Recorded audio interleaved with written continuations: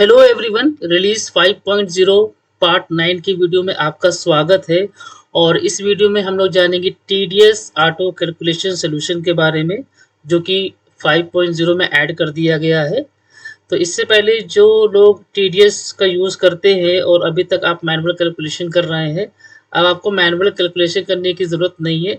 सब कुछ automatic calculate होगा।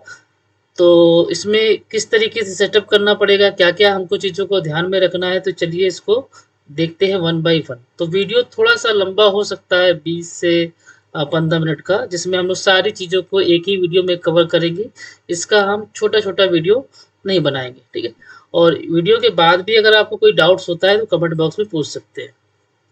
तो क्या थी कहानी, आप में से काफ़ी लोग जानते होंगे, और थोड़ा-सा चलिए इसको एक बार हम लोग रिकैप भी कर लेते हैं।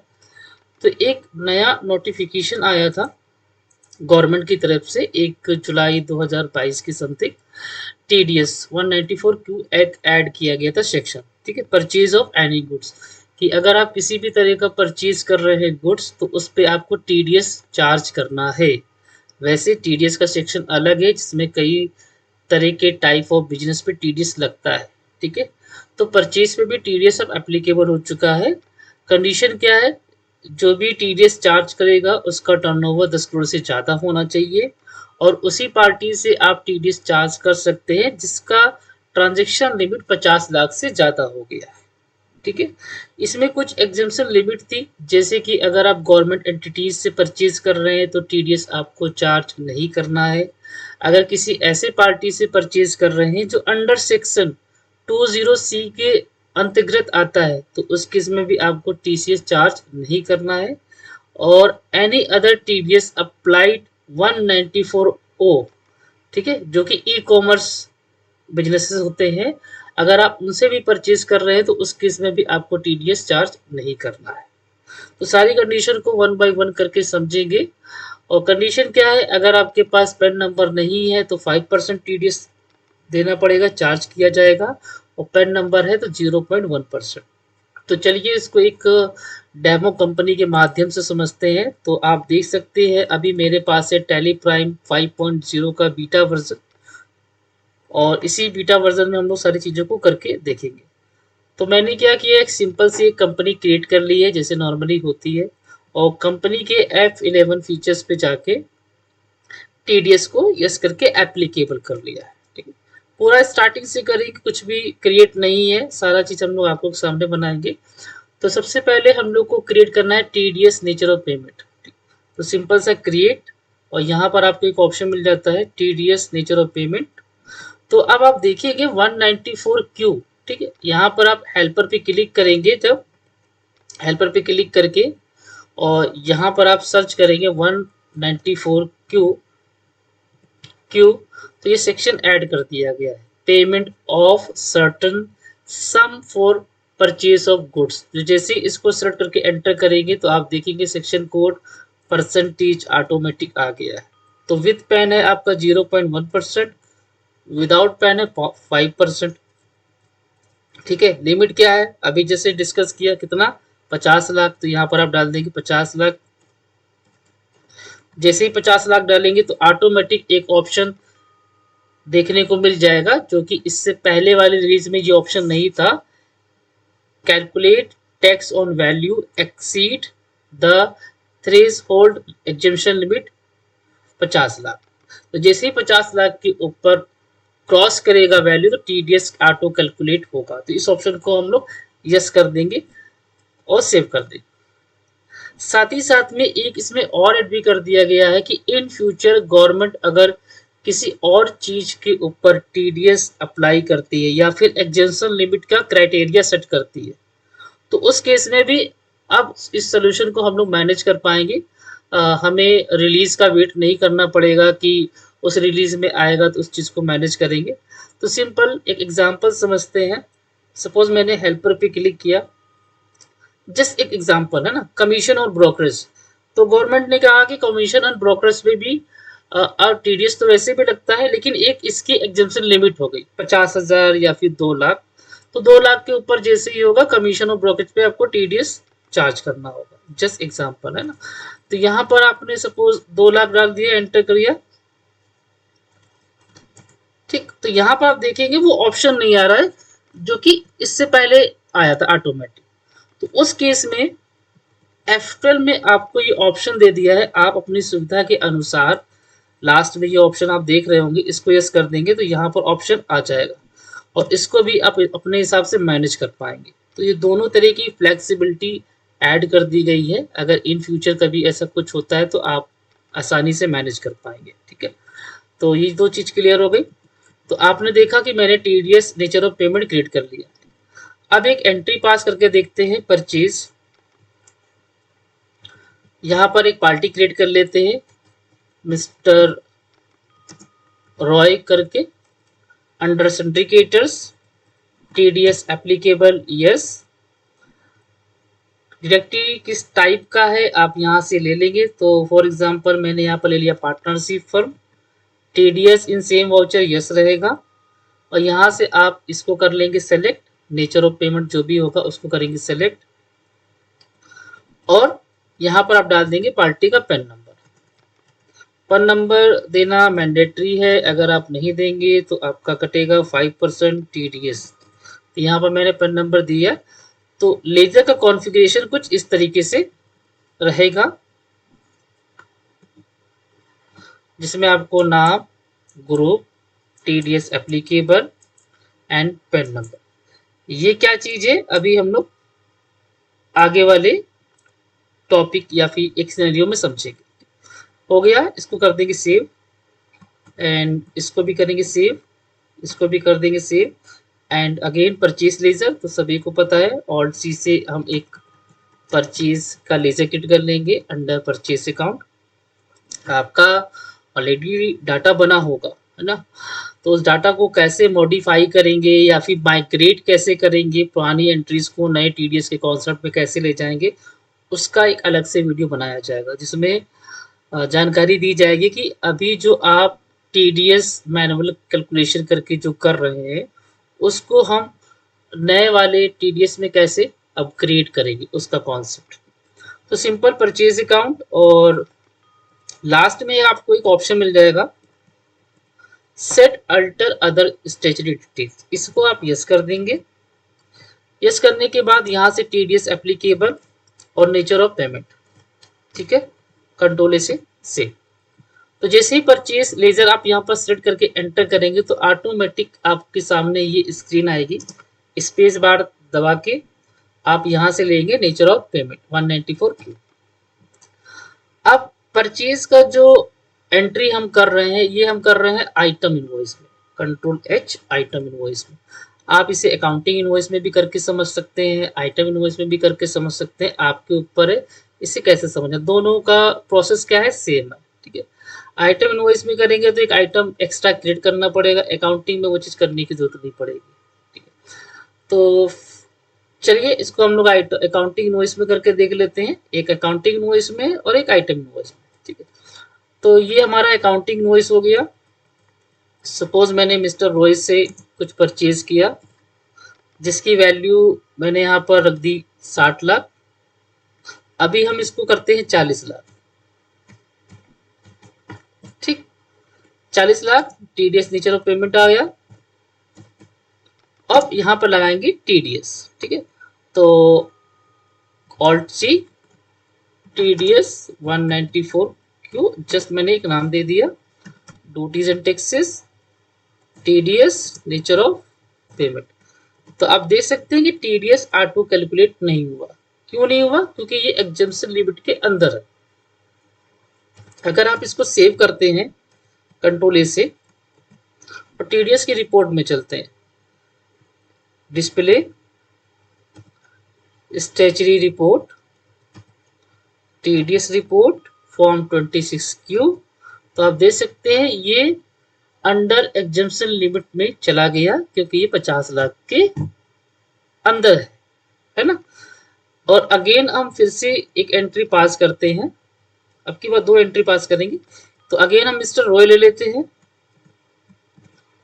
फिर से करते हैं परचेज और अब की बार इनका वैल्यू कर देते हैं 30 लाख। तो 40 पहले परचेज किया था, 30 कितना हो गया, 70 लाख। तो लिमिट कितनी थी हमारी, 50 लाख। तो 20 लाख पे देखिए 0.1% क्या हो गया, टीडीएस कैलकुलेट हो गया। ऑटोमेटिक कुछ नहीं किया हम लोगों ने। और इसको अगर एनालाइज करना है तो राइट में देखिए रिलेटेड रिपोर्ट लिखा है, इस पर क्लिक कर सकते हैं, या फिर alt F5 and TDS analysis. तो आपका देखिए ये 20 लाख पे 0.1% टीडीएस कैलकुलेट हो गया है। इसको कर देंगे सेव। अब चलिए एक एंट्री आइटम इनवॉइस में करके देख लेते हैं। तो कंट्रोल एच आइटम इनवॉइस, ताकि आपको दोनों कॉन्सेप्ट क्लियर हो जाए। तो यहाँ पर हम बनाते हैं एक नई पार्टी मिस्टर राम करके, again sundry creditors, directory type and company resident, ठीक, nature of payment, PAN number,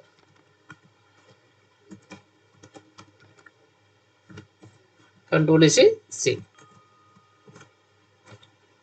ठीक, नेचर ऑफ पेमेंट लेंगे, एक आइटम क्रिएट कर लेते हैं ऑल्ट सी करके। जस्ट ये सब आपको पता है कैसे क्या आइटम क्रिएट हो रहा है, इसलिए हम इसको थोड़ा सा स्किप जल्दी में कर रहे हैं। कंट्रोल से सेव। और एक आइटम ले लेते हैं, वैल्यू डाल देते हैं 80 लाख। इसको भी आप पार्ट में एंट्री कर सकते हैं। तो जस्ट क्योंकि इससे पहले हम एंट्री कर चुके हैं, तो एक लास्ट एंट्री कर देते हैं 80 लाख का। और इस पे अगर हम टीडीएस लगा के देखते हैं तो टीडीएस देखिए 30 लाख पे ऑटोमेटिक कैलकुलेट हो गया। इसको अगर हम सेव करके चलते हैं टीडीएस रिपोर्ट पे, display more report, statutory report, TDS form 26 Q, तो आप देख सकते हैं कि exemption limit, under exemption limit के अगर आप जाते हैं एंटर करते हैं तो यहाँ पर देखिए मिस्टर रॉय और मिस्टर राम दिख रहे हैं। क्योंकि मिस्टर रॉय को मैंने दो पार्ट में परचेज किया था, एक 40 लाख एक 30 लाख, ठीक, एग्जेम्पशन लिमिट 50 लाख। और मिस्टर राम से परचेज किया टोटल 80 लाख, तो एग्जेम्पशन लिमिट इनका भी 50 लाख हो गया। और ऊपर का जो वैल्यू है वो देखिए रिडक्शन एट नॉर्मल रेट पे चला गया। एंटर करेंगे तो वाइफर गेट होके आपको दिख जाएगा कि 30 लाख पे टीडीएस इनका कैलकुलेट हुआ है और 20 लाख पे टीडीएस इनका कैलकुलेट हो गया। तो ये था एक तो सिंपल सा सिनेरियो कि इस तरीके से आप मैनेज कर सकते हैं। अब तीसरा कॉन्सेप्ट इसमें क्या है, डेबिट नोट को लेके, ठीक है। तो अगर आप डेबिट नोट इशू करते हैं तो उस केस में भी आपका टीडीएस क्या होगा, एडजस्ट होगा। जैसे एग्जाम्पल से समझते हैं। तो एग्जाम्पल से समझने के लिए हम पहले रिपोर्ट पे चल के फॉर्म 26 पे मिस्टर रो का ही एग्जाम्पल ले लेते हैं, कि या फिर राम का भी, रो का, जिसको भी आप एग्जाम्पल लेना चाहें। तो चलिए हम राम का ले लेते हैं। 30 लाख का था। सपोज मानते हैं कि इन्होंने 35 लाख का माल क्या कर दिया, रिटर्न कर दिया। हम क्या कर रहे हैं, रिटर्न कर रहे हैं 35 लाख का, 25 लाख का, जो भी हो सकता है। तो उस केस में हम क्या करेंगे, एक डेबिट नोट इशू करेंगे, ठीक है। तो जाएंगे वाउचर पे, F10 डेबिट नोट, ठीक, मिस्टर राम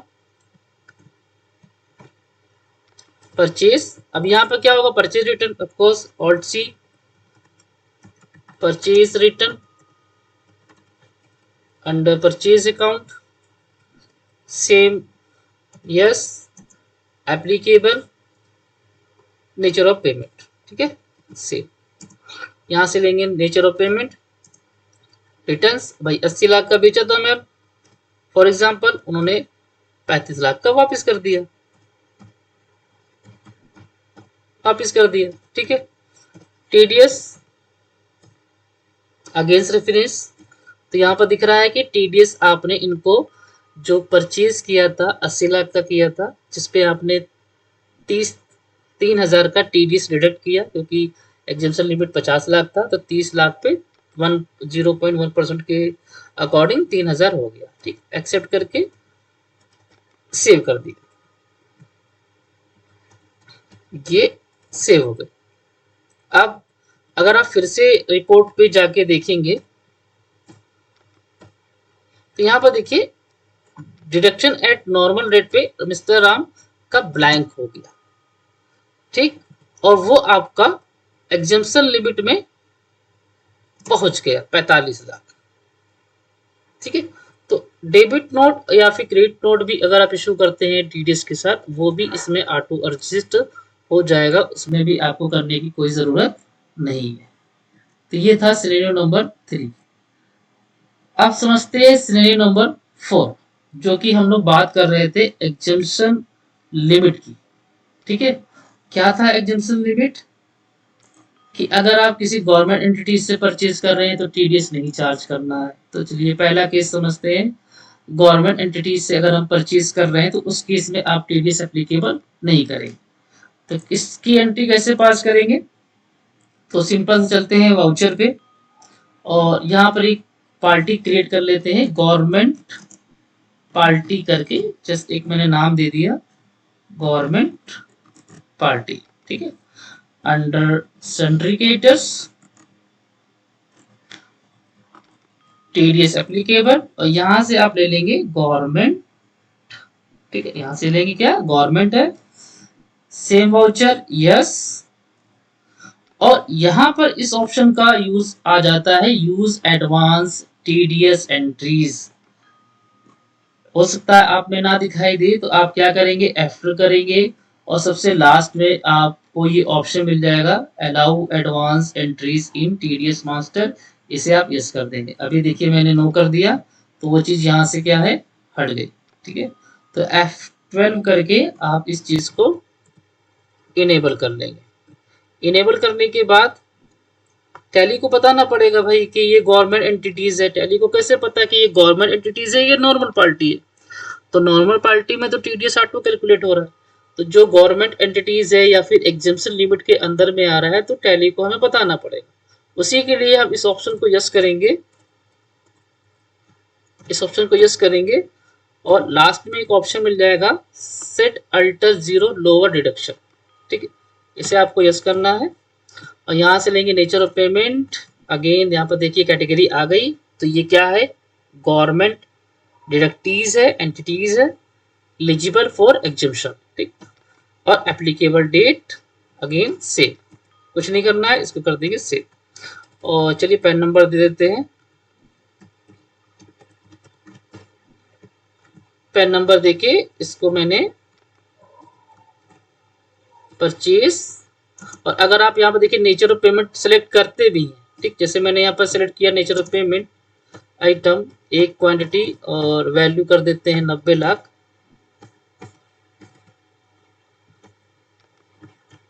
90 लाख, ठीक है। ये हम सिंगल एंट्री पास कर रहे हैं 90 लाख की, आप मल्टीपल टुकड़ों में भी कर सकते हैं, 20 लाख, फिर 30 लाख, फिर 10 लाख, फिर 15 लाख, ऐसे करके, तो ज्यादा एंट्री ना करनी पड़े, इस वजह से हम एक सिंगल एंट्री पास कर रहे हैं। अब देखिए यहाँ पर टीडीएस अगर हम चार्ज कर रहे हैं, तो यहाँ पर, अच्छा सॉरी, ये डेबिट नोट है ना, इसको हम लोग परचेज में करेंगे, तो परचेज, ठीक है। तो अब देखिए यहाँ पर क्या है, टीडीएस कैलकुलेट नहीं हुआ, टीडीएस चार्ज नहीं किया, क्योंकि ये गवर्नमेंट एंटिटीज है। और अगर आप यहाँ पर रिलेटेड रिपोर्ट पे जाके, टीडीएस एनालिसिस पे जाके इसको चेक करते हैं, तो यहाँ पर आपको प्रॉपर एक रीजन भी बता रहा है कि क्यों नहीं हुआ TDS deduction. Reason for exemption, क्योंकि ये गवर्नमेंट डिडक्टीज है, इस वजह से इस पे टीडीएस चार्ज नहीं हुआ। तो यहाँ पर आपको रीजन भी दिखेगा। चलिए इसको कंट्रोल से सेव कर देते हैं, और ऑल्ट जी करके अगेन बार बार टीडीएस रिपोर्ट पे जाना पड़ रहा है और फिर से एंट्री पे आना पड़ रहा है, तो उससे शॉर्टर तरीका अपनाते हैं गोटू का। तो यहाँ पर हम टाइप करेंगे फॉर्म, क्योंकि टीडीएस का फॉर्म नाम क्या होता है, 26 क्यूब, तो ऑल्ट जी करके सर्च कर लिया तुरंत फॉर्म 26 क्यूब। तो आप देख सकते हैं जो 90 लाख का गवर्नमेंट एंटिटीज था, वो आपको कहाँ दिख रहा है, zero rated taxable expenses. Enter करेंगे तो ये देखिए गवर्नमेंट पार्टीज दिख रही है। तो अगर आप किसी गवर्नमेंट पार्टी से परचेज कर रहे हैं, तो उस केस में आपको टीडीएस चार्ज नहीं करना है, और उसकी एंट्री इस तरीके से पास होके टीडीएस रिपोर्ट में इस तरीके से रिफ्लेक्ट करेगी। और अगर कोई एरर होता तो यहाँ पर अनसर्टन ट्रांजेक्शन में आपको मिल जाता। ये था फोर्थ सिनेरियो, है ना। अब समझते हैं fifth scenario. TCS under section 20C।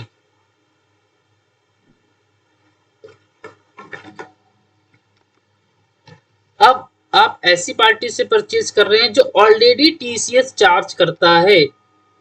तो गवर्नमेंट का रूल क्या है कि अगर आप किसी ऐसे पार्टी से परचेज कर रहे हैं और वो ऑलरेडी टीसीएस चार्ज करता है तो उस केस में आपको टीडीएस एप्लीकेबल नहीं करना है, टीडीएस चार्ज नहीं करना है। तो ये भी क्या है, एक एग्जम्पशन का पार्ट आ गया। तो इस चीज को चलिए कैसे करेंगे। तो टीसीएस किस किस पे लगता है ऑलरेडी आप लोगों को पता ही होगा, अदरवाइज यूट्यूब पे एक मेरा वीडियो भी पड़ा है कि टीसीएस किस किस पे चार्ज होता है। तो स्क्रैप पे भी टीसीएस लगता है, ठीक है। तो ये एग्जांपल हम यहाँ पर लेते हैं कि हम एक स्क्रैप डीलर से परचेज कर रहे हैं, ठीक है, जो कि अंडर सेक्शन 20C में आता है।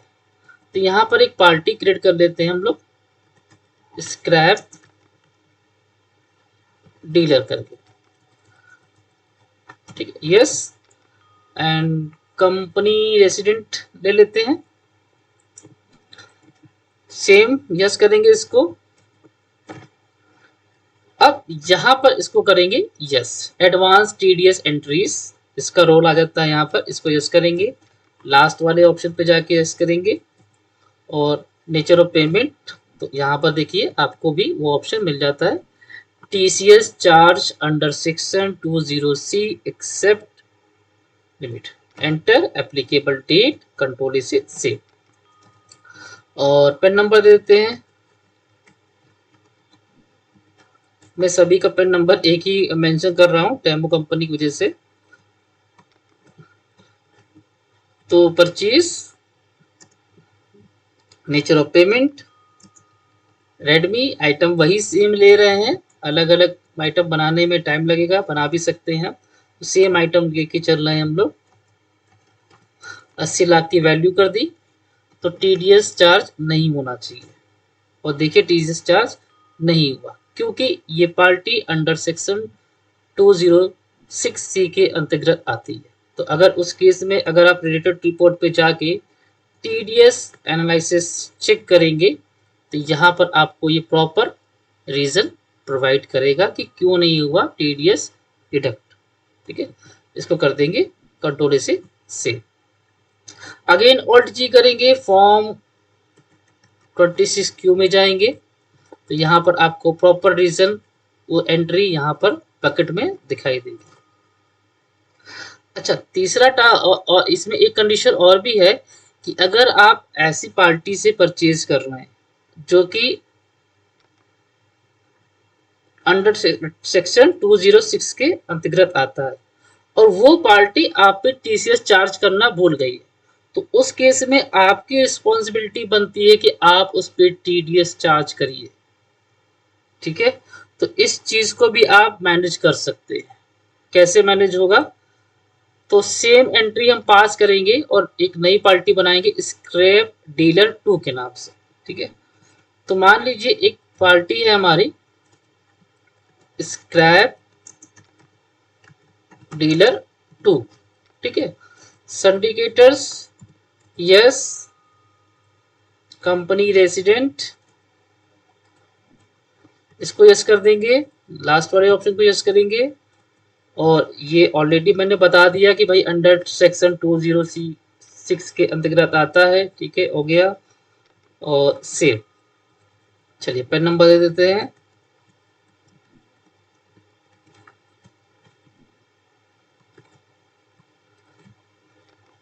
परचेज। तो अभी क्या है कि जस्ट मैंने पेमेंट लिया, रेडमी लिया 1 एंड 60 लाख एग्जांपल ले लेते हैं,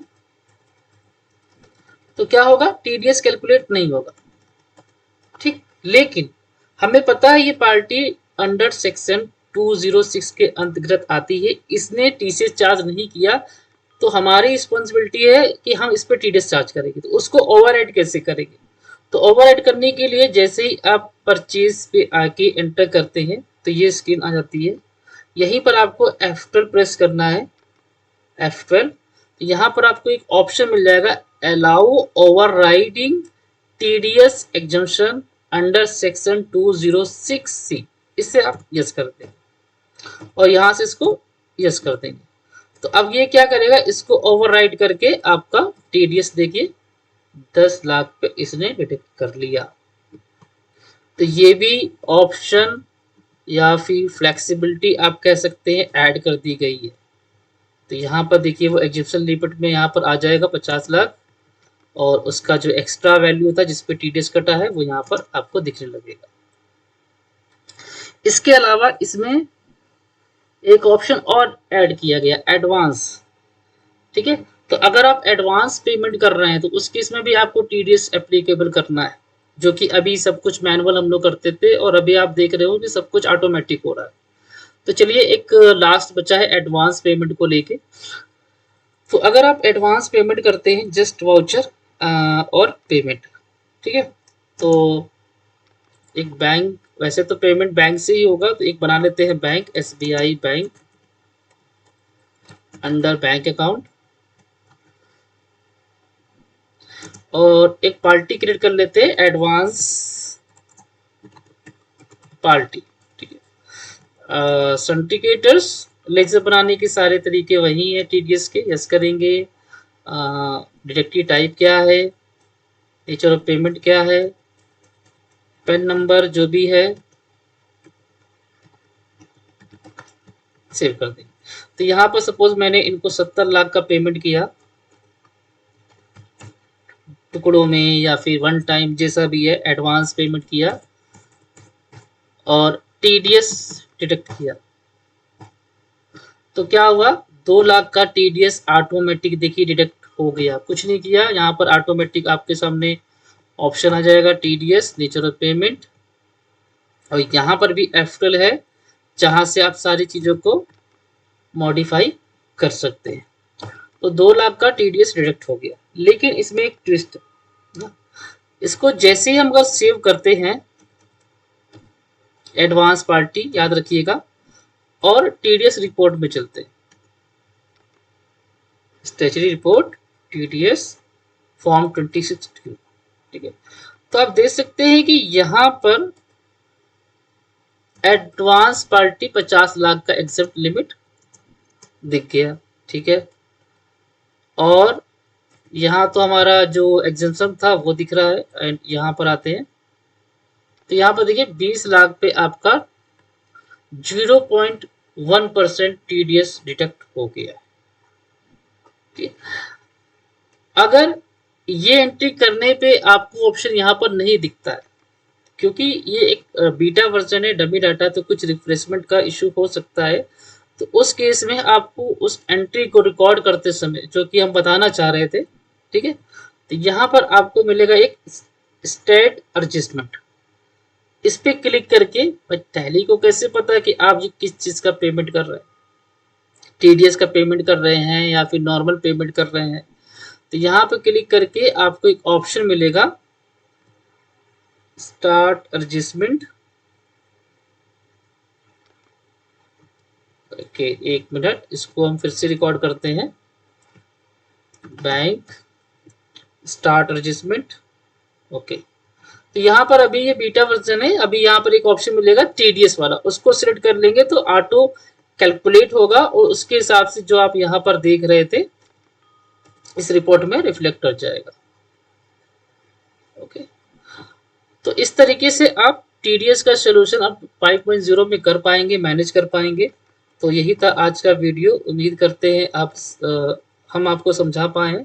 अगर कोई भी डाउट क्वेरी होता है तो कमेंट बॉक्स में पूछिएगा, और मिलते हैं एक नए वीडियो में एक नए टॉपिक के साथ।